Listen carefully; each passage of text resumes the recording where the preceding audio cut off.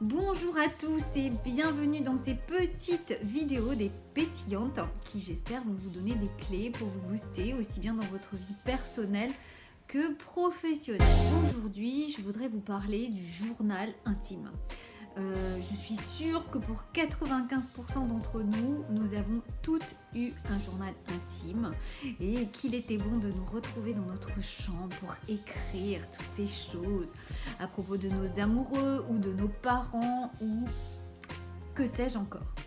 Et puis en grandissant, en tout cas en ce qui me concerne, j'ai arrêté d'écrire, mais heureusement j'ai retrouvé cette passion.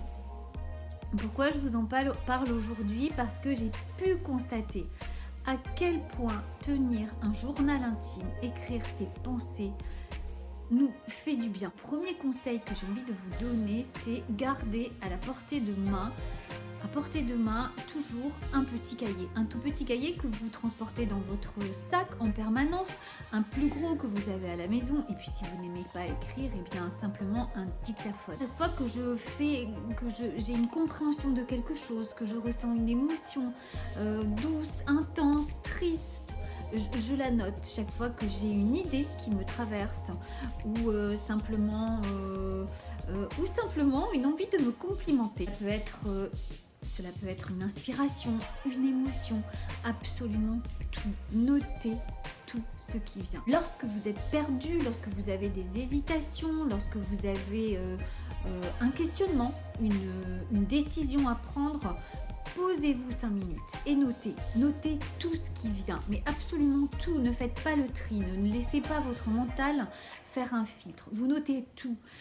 Peut-être que vous aurez l'impression que ça n'a aucun sens dans un premier temps, mais vous verrez qu'au fil des jours, au fil du temps, toutes ces choses, au contraire, auront du sens. Depuis quelques années, j'ai pris l'habitude d'écrire sur mon cahier mes questionnements, mes liens, les liens que je fais entre les choses qui se passent dans ma vie, les compréhensions que j'ai de moi, mes émotions, mes victoires également. J'ai pris l'habitude de noter tout ça. Noter mes victoires m'a permis d'améliorer ma confiance en moi. Noter mes émotions m'a permis de mieux les comprendre, de voir comment je fonctionne. Quels sont mes fonctionnements émotifs qui sont souvent les mêmes d'ailleurs. En les notant, j'ai pu le constater. Puis cela m'a permis de revivre des émotions oubliées en relisant mes cahiers d'il y a 1 an ou 2. Je relis, je me dis ah mais oui c'est vrai, je me souviens de ce moment-là, waouh, oui c'est vrai, ce jour-là j'étais triste et je le suis encore. Ça nous permet également de prendre du recul sur certaines situations. On se pose, on écrit, on réfléchit, on revient. Et d'un coup, paf, la situation s'éclaire. On peut également écrire tout ce que l'on ne confierait à personne, évidemment. On peut écrire à des proches qui nous ont quittés ou à des personnes que l'on ne voit plus et avec qui ça a été douloureux ou au contraire très joyeux. Les chercheurs d'une université américaine ont constaté qu'écrire au moins 20 minutes par jour permettait de se remettre plus facilement d'une rupture.